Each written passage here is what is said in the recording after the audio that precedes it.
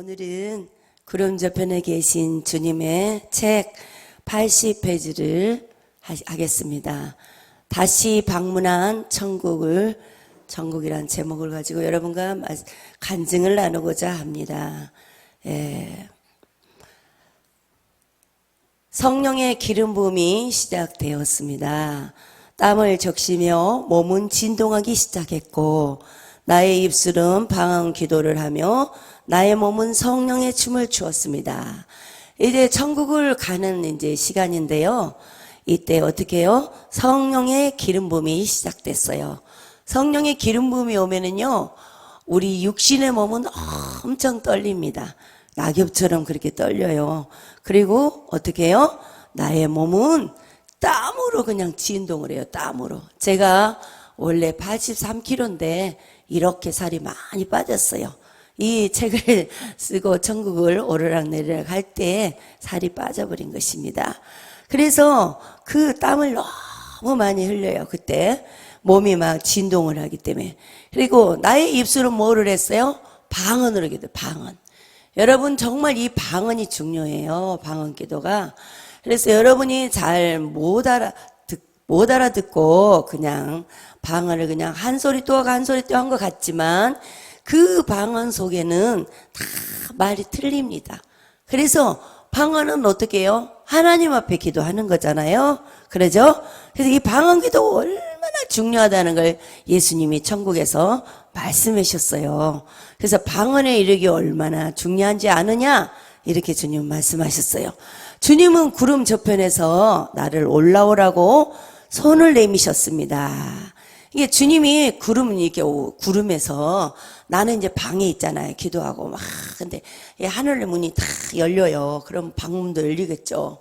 그러면 우리 주님이 공중에서 구름 위에서 저에게 이렇게 손으로 쫙 올라와라. 그러면 주님의 그 능력으로 제가 내 속에 있는 이 영혼이 나하고 똑같이 생긴 그 사람이 확 빠져나갑니다. 영혼이. 그래서 날아가게 되는 거예요. 그래서 주님이 계신 그 구름 위에 저도 탁 앉게 되는 거죠. 그래서 나는 주님의 손을 잡고 날기 시작했습니다. 올라가면 이제 주님이 손을 잡으시잖아요. 그러죠? 그래서 그 손을 잡고 이제 날아요. 구름이 나는 게 아니라 그냥 그 구름 위에 올라가 있는 모든 사람 전체가 다 날아가는 것입니다. 우리는 천국에 가서 예전에 갔던 강가로 갔습니다. 주님과 저는 천국에 가서 주로 주님이 오시는 시간은 새벽 한 3시쯤 돼서 오십니다. 그래서 천국에를 가면요, 강가가 있어요. 강가는 진짜 그 강이 쫙 있는데요. 그 강줄기를 따라가면은 생명수 강이 나옵니다. 그래서 천국은 너무너무 물이 많아요. 물이. 사방에가 물입니다. 사방에가. 그래서 그 강가로 이제 함께 주님과 갔어요. 그래서 항상 갔던 곳인데 이제 제가 다시 이제 천국을 방문하는 그 과정이잖아요. 오늘은 강물이 더욱더 은빛 찬란하고 나에게 물을 붓는 천사도 너무나 눈부셨습니다. 이 땅에서 바로 올라가게 되면 누가 물을 붓냐면 그 생명수 강가에 큰 천사가 있어요. 그 천사가 물을 떠서 제 머리에 싹 붓습니다. 그러면 제가 그 머리끝부터 발끝까지 막 무엇이 다 벗겨지는 것 같아요. 그리고 눈이 밝아집니다. 그래가지고 환한 그 천국에 들어가도 눈부시지가 않아요. 그래서 그 물을 붓습니다. 나에게 머리에 물을 붓고 나를 안내하는 천사는 경배방으로 가기 위해 드레스를 입기 위해 들어갔습니다. 드레스 룸이 있죠? 거기에는 드레스 룸이 있어요. 예복을 입는 곳이잖아요. 그곳에. 그래서 오늘은 드레스가 주먹만한 보석이 붙어있는 빛나는 드레스였습니다. 제가 그 많은 드레스를 입어봤지만 정말로 그 주먹만한 진짜 보석 있잖아요. 보석. 이 빛이 얼마나 찬란하게 나는지 그 보석이 그 예복의 옷에 약 주렁주렁 붙어있다 이 말입니다. 얼마나 눈부시겠어요. 그것을 입을 때. 나는 옷을 입고 경배의 방으로 가서 주님께 경배를 올렸습니다. 그래서 반드시 주님 앞에 가서 경배를 드려야 된다 이 말입니다. 그러니까 우리가 이 땅에서도 주님 앞에 아침에 일어나면 경배를 드리잖아요. 그러죠? 천국에서도 천국에 탁 들어간 동시에 우리 주님 앞에 가서 경배를 드리는 것입니다. 다시 나와서 그 강가에서 주님은 동산으로 가셨고, 그곳에 옆에 보면은 동산이 있어요. 동산.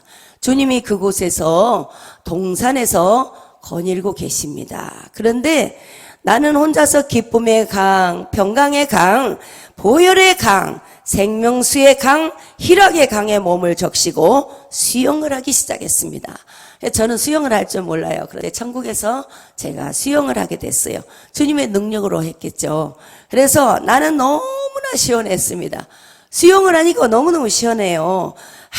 한참 동안 깊은 곳으로 가서 수영을 하는데 갑자기 물고기 떼가 와서 나를 에워싸고 있었습니다. 수영을 막 하는데 갑자기 이 물고기 떼가 막 와가지고 나를 에워싸는 거예요. 얼마나 좀 당황하겠어요. 그렇죠? 나는 주님의 이름으로 물리치고 다시 수영을 해서 저 멀리 언덕까지 올라갔습니다. 참, 근데 그것도 주님의 이름으로, 예수의 이름으로 물러가, 이렇게 주님의 이름으로 물리치는 것도 거기서도 물리치더라고요. 그러니까 주님이 저를 이제 담력을 키우시려고 그랬겠죠. 그곳에는 주님이 앉아 계셨어요. 그러니까 수영을 해가지고 이제 언덕까지 가니까 그곳에 이제 주님이 앉아 계셨어요. 그래서 주님이 뭐라고 하시냐면, 너를 기다리고 있었다 그러는 거예요. 하시면서 주님은 안아주셨습니다. 나는 어린아이처럼 안겼습니다. 제가 그때 나이는 이제 20대 나이입니다. 그래서 주님은 나의 신부야 하고 부르십니다. 저를 나의 신부야 그렇게 부르시는 거예요. 나는 주님 주님 품 안에서 내가 없어져 버렸습니다. 주님의 품 안에 그냥 들어가 버린 거죠. 예? 주님의 형체가 흡수돼 버린 거예요. 주님의 능력으로 저가 없어져 버린 거예요. 그때 나는 너무 기뻤어요. 그러니까 주님 속에 내가 들어있으니 정말 기뻤어요. 그냥 거기서 나오고 싶지 않았어요. 그러니까 그게 영적으로 이제 주님이 저에게 이제 은혜를 부어주시는 거죠. 그런데 다시 나왔습니다. 이것은 악한 것으로부터 주님이 보호하시는 능력의 기름 부음이라고 하십니다. 진짜 제가 천국을 그렇게 아파가지고 갔는데 이제 그 후로는 제가 3월로 24년 동안 있었지 저는 아무것도 모르잖아요. 그러죠?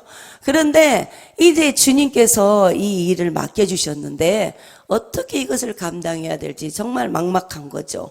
그렇지만 주님께서 이렇게 천국에 불러서 저에게 악한 것으로부터의 보호하기 위해서 기름 부음을 하신 거라고 이렇게 말씀하시는 거예요. 다시 우리는 걷기 시작했습니다. 주님과 저는 손을 잡고 다시 천국을 걷고 있었습니다. 아무 말이 없으신 주님은 나를 밀어넣은 것처럼 몸을 기울이면서 저 아래를 보라고 했습니다. 주님은 능력이시기 때문에 이 책을 기록함에 있어서 모든 것을 주님 앞에 다 펼쳐 놓습니다. 그래서 그것을 하나하나 조목조목 하나님 말씀과 함께 해석을 하시면서 설명을 해주는 것입니다. 그러면 저는 내려와서 이것을 기록하고 다시 올라갑니다. 구렁이들이 긁고 있었습니다. 사탄이 우거하고 있는 곳이라고 주님은 말씀하고 있습니다. 저곳은 사탄이 우거하고 있는 곳이다. 이렇게 주님이 말씀하시는 거예요. 길을 잘못 가서 저렇게 우글거린 사탄의 소굴에 굴러 떨어지면 영원히 헤어나올 수가 없다고 하시면서 주님의 능력의 손으로 불로 소멸하십니다. 주님은 손에 불이 나옵니다. 그래서 주님이 손바닥으로 탁 이렇게 명령하시면 그것이 불이 타버려요. 그래서 다시 자세히 보니 그곳은 물이 흐르고 있었습니다. 이게 그런 곳에 가면은 안 된다는 것을 말씀하고 있는 것이죠. 주님은 또 나의 손을 잡으시고 저 멀리 떠 있는 구름을 끌어당기시면서 이 구름을 너에게 주마 받아보거라 이렇게 말씀하는 거예요. 이렇게 제가 구름을 만졌겠어요? 안 만지겠어요? 네, 구름을 만졌습니다. 이 땅에서 우리 하늘에 보는 구름은 수증기 구름이고 하늘에 있는 구름은 타고 다니는 구름입니다. 저는 그 끝을 만지면서 하얗고 뽀송뽀송 예쁘기도 하고 촉감이 부드러웠습니다. 주님은 갑자기 구름 위로 올라가서 나의 손을 잡고 구름을 타고 천국을 뱅뱅 돌았습니다. 구름을 타고 천국을 돌았어요. 천국을 걸어서 어떻게 다 가겠습니까? 구름을 타고 천국을 뺑뺑 돌았습니다. 얼마나 천국은 넓겠어요. 천국은 상상도 할 수 없는 거죠. 우리가 너무너무 넓습니다. 그래서 천국은 정말로 아름답습니다. 넓고 아름답고 환하고 기쁘고 감사하고 희열이 넘치고 이 땅에 조그만 것도 생각이 안 납니다. 그곳에 가 있으면. 그래서 천국의 하늘은 온통 하얀 구름의 천지였어요. 타고 다니니까 많은 거기에 있는 사람들이나 천사들도 타고 다니잖아요. 그러니까 천국에 온통 하얀 구름이 하늘에는 가득합니다. 우리도 이 땅에 여기 하늘에 맑은 날은 구름이 많잖아요. 그래서 저는 그 구름을 보면 천국을 또 다시 생각하게 돼요. 주님은 구름을 이리저리 능력의 손으로 움직이기 시작했습니다. 주님이 구름을 손으로 움직이십니다. 능력의 손으로 움직여요. 나에게 해보라고 하셔서 나도 움직여 보았습니다. 정말 재미있었습니다. 그런데 그것이 갑자기 바위가 되어서 날아가기 시작했습니다.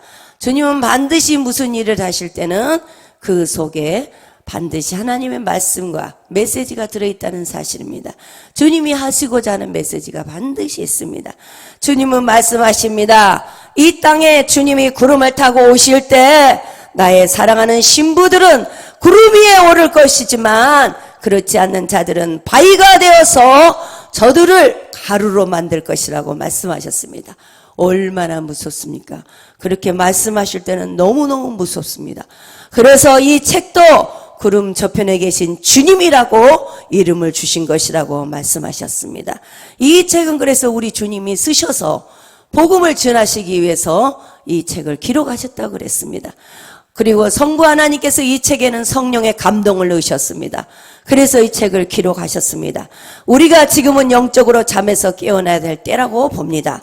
저 구름 위에서 감찰하시는 주님이 언제 이리로 올라오라고 손을 내미실지 우리는 아무도 모릅니다. 어서 빨리 깨어서 주님 맞을 준비를 해야 됩니다. 우리 주님 맞을 준비가 무엇입니까? 여러분, 회개를 철저히 하셔서 우리 주님이 주신 보혈의 옷 세마포를 입고 있으셔야 된 줄 믿습니다. 정말 요한계시록 22장 12절에 보니까 보라 내가 속히 오리니 내가 줄 상이 내게 있어 각 사람에게 그의 행한 대로 일한 대로 갚아주리라 하고 주님은 말씀하십니다.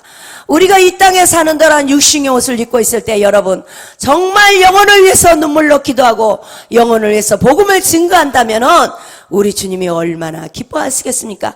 우리 주님이 정말로 우리가 게으르고 나태하고 열심히 복음 증거를 하지 않기 때문에 이 책을 기록해서 우리 주님이 직접 복음을 증거하시는 줄 믿습니다.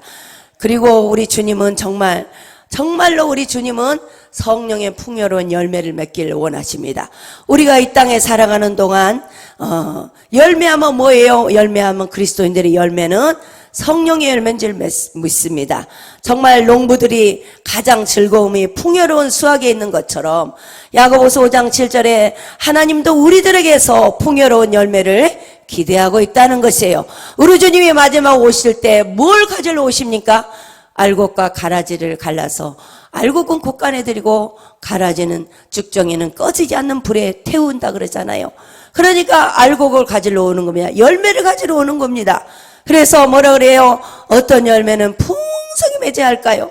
우리가 어떤 열매를 풍성히 맺어야 할까요? 예, 하나님은 열매를 기대하시기 때문이다 이 말입니다. 마태복음 3장 10절에 보니까 이미 도끼가 나무 뿌리에 놓였으니 좋은 열매를 맺지 아니하는 나무마다 찍어 불에 던져지니라 그렇게 말씀하고 있습니다. 우리 주님이 말씀하신 지상명령이 뭡니까? 지상명령이 영혼에 대한 관심이에요. 영혼에 대한 관심. 복음을 전하라는 거예요. 복음을. 지상명령 우리 주님이 주셨어요. 그런데 우리가 게으르고 나태하고 복음을 증거하지 않는다면 얼마나 우리 주님은 마음이 아프시겠습니까? 또 뭐라 그랬어요? 누가복음 13장 6절에 보니까 이에 비유로 말씀하시되 한 사람이 포도원에 무화과 나무를 심은 것이 있더니 와서 그 열매를 구하였으나 얻지 못한지라. 그래서 어떻게 했어요? 무화과 나무를 저주하셔버렸잖아요, 주님은. 그러니까 우리가 정말로 열매를 맺지 못한다면 우리는 삐짝 무화과 나무처럼 말라 비틀어질 수밖에 없다는 거예요. 영적으로 말라 비틀어진다는 거예요. 그럼 풍성한 열매를 맺는 거 뭐예요? 풍성한 열매는 풍성한 성령의 열매가 날마다 주렁주렁해서 우리 성령님과 동행하며 사는 삶을 말하는 것입니다. 그 다음에 세 번째는 요한복음 15장의 그 열매는 뭐예요? 나는 참 포도나무요. 내 아버지는 농부라. 그래서 2절에 보니까 물은 내게 붙어 있어 열매를 맺지 아니하는 가지는 아버지께서 그것을 제거해 버리시고 무릇 열매를 맺는 가지는 더 열매를 맺게 하려 하여 그것을 깨끗하게 하시느니라 그랬습니다. 정말로 포도나무가 가지가 나무에 붙어지지 않으면 어떻게 열매를 맺겠어요? 그렇죠? 가지가 밖에 말라 비틀어져 가지고 불을 지피는 데 쓸 수밖에 없는 것입니다. 그래서 우리가 이렇게 열매 맺는 삶을 살아야 된다는 것이죠.